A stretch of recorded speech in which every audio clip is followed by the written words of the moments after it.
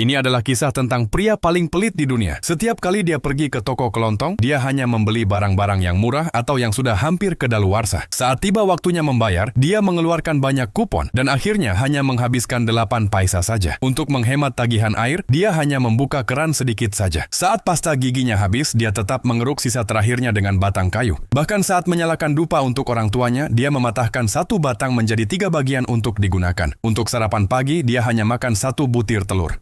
Setiap hari, dia hanya menghabiskan 5 lalu. Selama 30 tahun, dengan kerja keras dan hidup hemat, dia berhasil menabung $1 juta.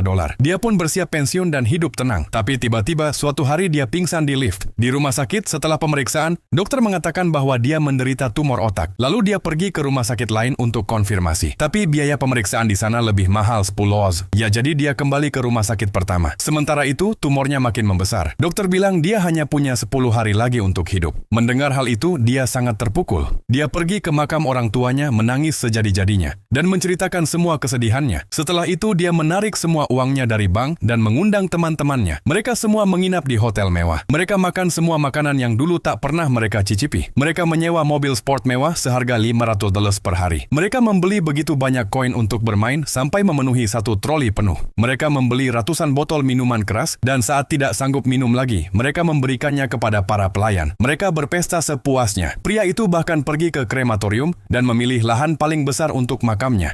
Dia membeli uang mainan senilai 100 saldi tuntel yang akan dibakar setelah dia meninggal. Dia juga memakai makeup seperti orang mati agar semuanya sudah siap sebelumnya. Pada hari terakhir, dia pulang ke rumah. Dia memakan sosis yang sudah kedaluarsa. Dan tak lama kemudian, dia pingsan. Teman-temannya segera membawanya ke rumah sakit. Saat dia sadar, dokter memberitahu bahwa laporan sebelumnya salah. Ternyata dia tidak mengidap tumor otak. Dia hanya keracunan makanan karena makan makanan busuk. Mendengar itu, dia menangis keras-keras karena dia telah menghabiskan seluruh tabungan hidupnya hanya dalam beberapa hari.